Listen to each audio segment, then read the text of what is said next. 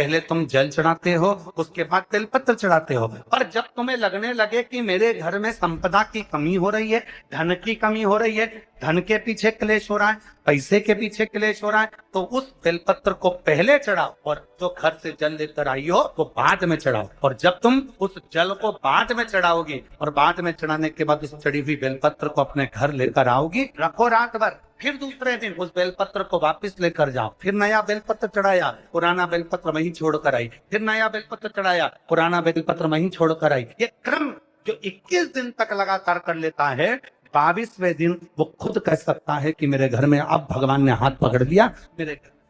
है ना। हम तो यहां तक लोगों से कहते हैं, आप लोगों ने अगर पूर्व में कथा सुनी हो तो हमने कई बार कथाओं के माध्यम से वर्णन किया, यदि कोई प्रॉपर्टी का झगड़ा चल रहा है, कोई अदालत में पति पत्नी का झगड़ा चल रहा है, भाई भाई का झगड़ा चल रहा है, कोई नातेदार रिश्तेदार के माध्यम से कोई गलत तरीके से किसी ने अगर कोई केस लगा दिया, कोई प्रशासनिक कार्यवाही चल रही है,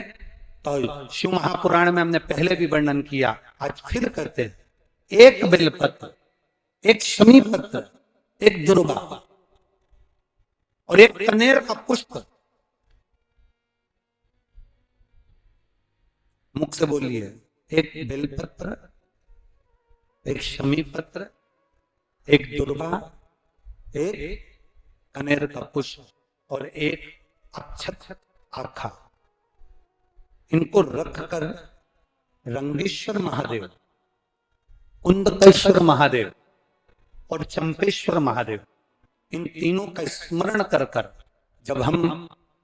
बेलपत्री के पेड़ के नीचे मट्टी का ढेला बनाकर, मट्टी का पार्थिव शिवलिंग बनाकर उसी पर ये समर्पित कर देते हैं और उसी शिवलिंग को दीप दिखाने के बाद में उसी शिवलिंग का विसर्जन कर कर ये चढ़ी हुई बेलपत्र, शमी पत्र, दुर्वा, कनेर का पुष्प, अक्षत का दाना, इसको हम लेकर वापिस सजाएं और कैसा भी प्रशासनिक तकलीफ चल रही हो, लगभग 20 दिन इंतजार करना, 21वें और 22वें दिन बाबा चाहेगा तो निर्णय आपके पक्ष में ही आए, निश्चित। श्रावण के महीने में किसी भी एक सोमवार को शंकर को जल चढ़ाने के बाद थोड़ा सा बचा हुआ जल नंदी का एक पांव, जो नंदी शिव जी के सामने होता है, उसका एक पांव उठा हुआ होता है, उस पांव के पास में जल समर्पित करने के बाद नंदी के सीधे कान में अपने नेत्र बंद कर कर भगवान नंदीश्वर के कानों में सुयशा का नाम लेकर जो अपनी कामना धीरे से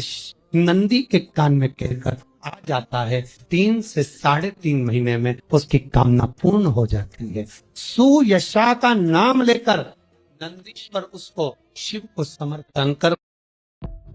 जिस दिन बहुत बड़ी समस्या में घिरे हुए हो, बहुत बड़ी तकलीफ में घिरे हुए हो, घर में एक लोटा जल भरो,